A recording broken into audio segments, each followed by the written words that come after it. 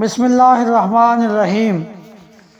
سلطان صلاح الدین ایوبی رحمہ اللہ علیہ۔ پیارے دوستو السلام علیکم۔ اردو اسلامی تاریخی کہانیوں کا سلسلہ جاری ہے جس میں سلطان صلاح الدین ایوبی کی حالات زندگی بیان ہو رہے ہیں۔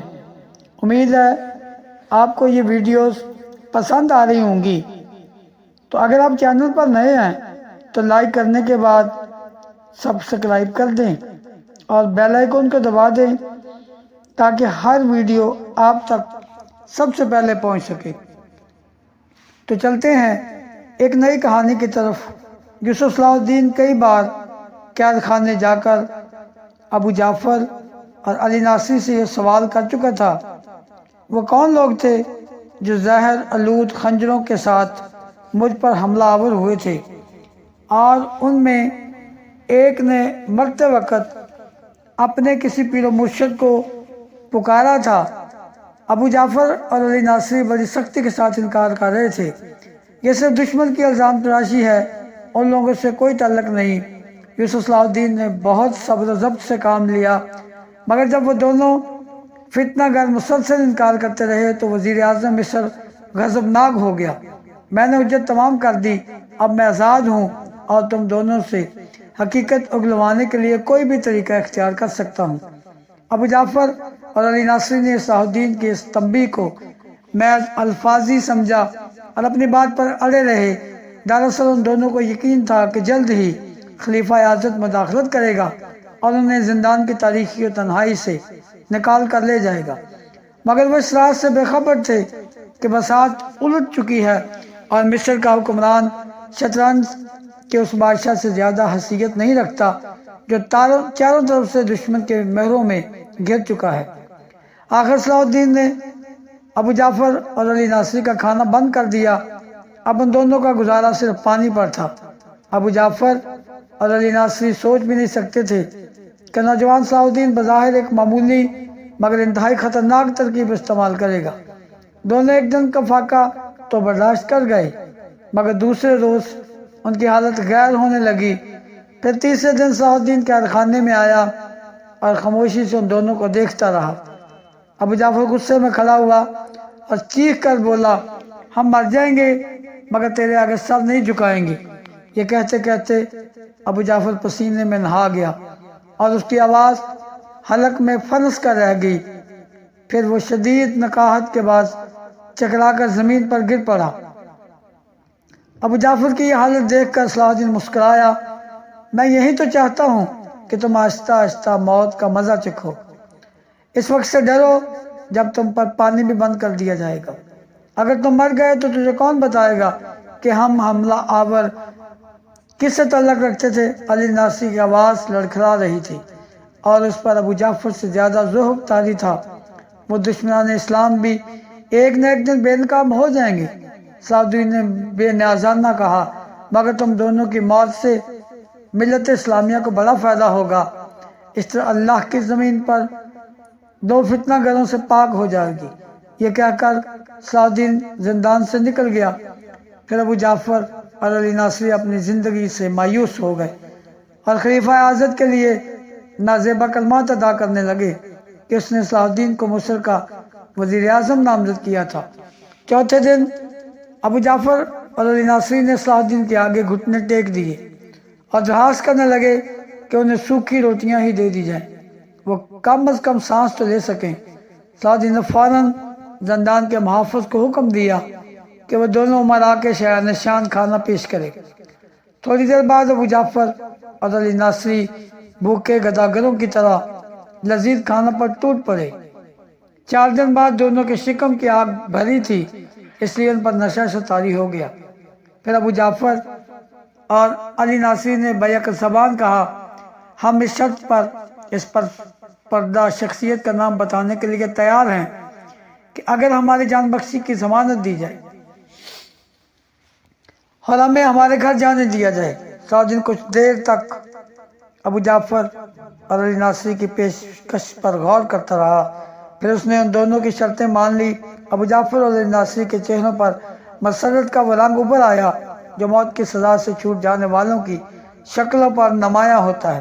ایک شرط اور بھی ہے، علی ناصری نے چونک کر کہا جیسے اسے کی بھولی ہوئی بات یاد آ گئی ہو۔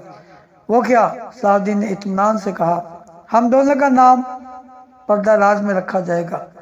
علی ناصری نے ادھر ادھر دیکھتے ہوئے کہا۔ اس کے چہرے سے خوف جھلک رہا تھا۔ چند لمحوں تک صلاح الدین نے گہری نظروں سے ابو جعفر اور علی ناصری کی کیفیت کا جائزہ لیا، پھر ان کے لیے شرط بھی مان لی۔ وہ باربک کے فدائی تھے، ابو جعفر نے سرگوشی کے انداز میں کہا، اور باربک حسن بن صبا کا شاگرد ہے۔ تم دونوں اپنی جانیں بچانے کے لیے جھوٹ بول رہے ہو۔ صلاح الدین نے سخت لہجے میں کہا، جس کی روحانیت اور ریاضیت کے قصے سارے مصر میں مشہور ہوں، وہ ایک شیطان کا مقلد کیسے ہو سکتا ہے؟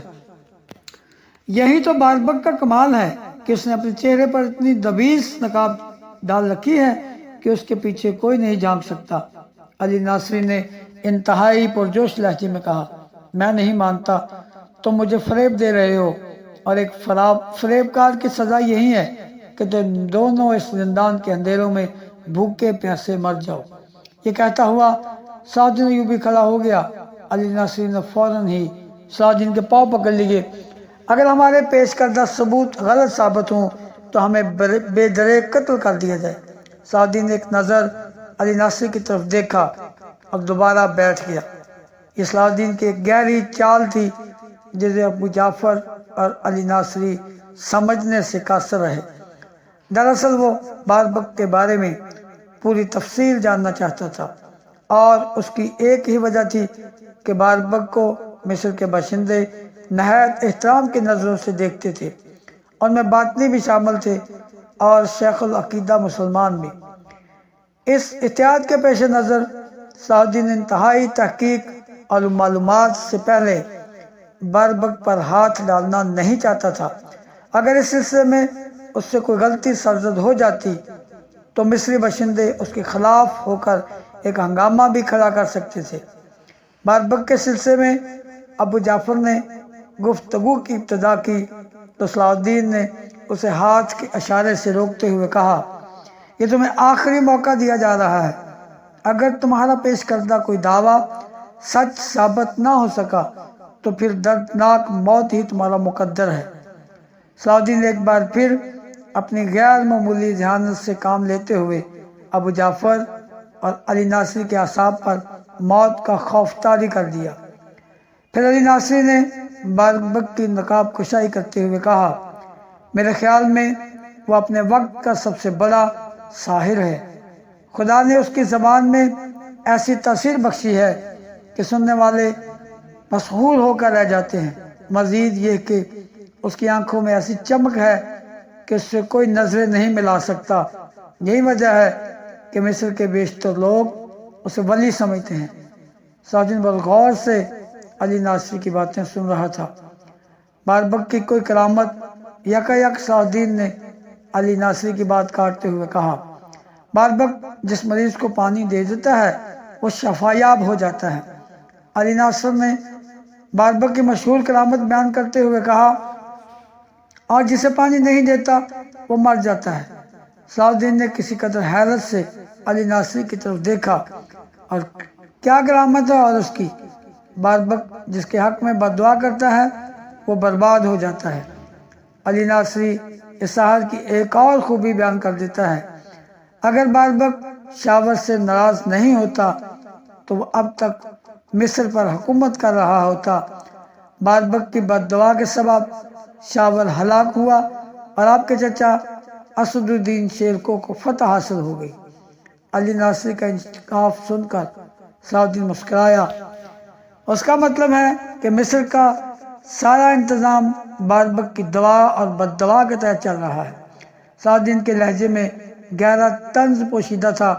ہم نے آپ کے چچا مرحوم کو بھی سمجھایا تھا کہ وہ باربک کی خانقاہ میں حاضر ہو کر اس کے روحانی فیضیاب ہوں اور نہایت سکون اور اطمینان سے مصر پر حکومت کرتے رہیں، مگر اسد الدین شیرکو نے ہماری بات کو بڑی حقارت کے ساتھ جھٹلایا، جس کے نتیجے میں وہ اچانک بیمار پڑے اور دنیا سے رخصت ہو گئے۔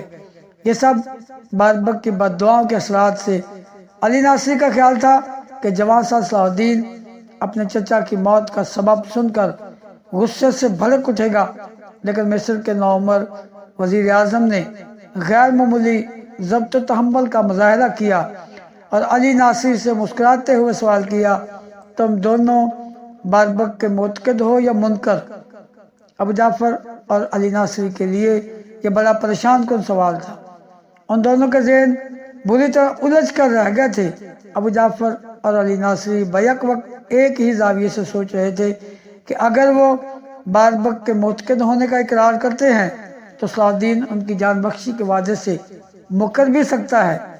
اس لیے دونوں نے اپنی زندگی بچانے کے لیے مسلط اور جھوٹ سے کام لیتے ہوئے کہا، ہم دونوں کا باربک سے بس اتنا تعلق ہے کہ کبھی کبھی اس کی روحانی مجلسوں میں شریک ہوا کرتے تھے، ہم نے اس کے عقائد کو بھی تسلیم نہیں کیا۔ زیادہ سے زیادہ اس رسم و راہ کو دوستی کا نام دیا جا سکتا ہے۔ ابو جعفر اور علی ناصری کا جھوٹ سن کر صلاح الدین مسکرایا، اگر تم اس کی دوستی کا اقرار کرتے ہو تو ایسی مصیبت کے وقت باربک کی روحانی طاقت تمہارے کام کیوں نہیں آئی؟ علی ناصری نے ایک لمحہ ضائع کیے بغیر نیا جھوٹ تراشا، اسی وقت تو ہمیں اندازہ ہوا کہ باربک کی کرامتیں ایک ڈھونگ ہے۔ وہ اعلان کہتا تھا کہ میرے ماننے والا جب بھی مجھے پکارے گا میں اس کی مدد کو پہنچ جاؤں گا۔ ہم نے بھوکا رہ کر 3 دن تک قید خانے کے اندھیروں میں باربک کو ہزاروں بار پکارا مگر وہ نہیں آیا۔ آخر وہ ہم دونوں اس نتیجے پر پہنچے کہ اس کی روحانیت ایک فریب ہے۔ صلاح الدین ان دونوں کی گفتگو سے مطمئن نہیں تھا۔ اس کا کوئی اور فریب بیان کرو جس کا میں اپنی آنکھوں سے مشاہدہ کروں۔ ہم بس اتنا ہی جانتے ہیں۔ اب کی بار ابو جعفر بولا، باربک کے ہزاروں فدائیان مصر میں موجود ہیں مگر کوئی اس راز سے آگاہ نہیں کہ وہ فدائیان کہاں ہیں اور کس لباس میں ہیں۔ صلاح الدین کچھ دیر تک گہری سوچ میں ڈوبا رہا، پھر اس نے علی ناصری سے ایک نیا سوال کر ڈالا، یہ بات کس طرح ثابت کی جا سکتی ہے کہ وہ حسن بن صبا کا ماننے والا ہے؟ تمہارے بقول باربک تقریر کا ماہر اور الفاظ کا جادوگر ہے۔ اس طرح وہ اپنی کمزوری سے انکار کرتے ہوئے خود کو ایک صحیح العقیدہ مسلمان بھی ثابت کر سکتا ہے۔ بے شک وہ ایسا بھی کر سکتا ہے، مگر وہ اپنی جنت کو کہاں لے جائے گا جو اس نے خانقاہ کے اندر زیر زمین آباد کر رکھی ہے؟ یہ سنتے ہی صلاح الدین کے چہرے پر اطمینان کا گہرا رنگ جھلکنے لگا، جیسے کوئی مسافر بھٹکتے بھٹکتے اپنی منزل پر پہنچ گیا ہو۔ تو دوستو یہ تھی آج کی خوبصورت کہانی۔ اگلی ویڈیو میں ملتے ہیں۔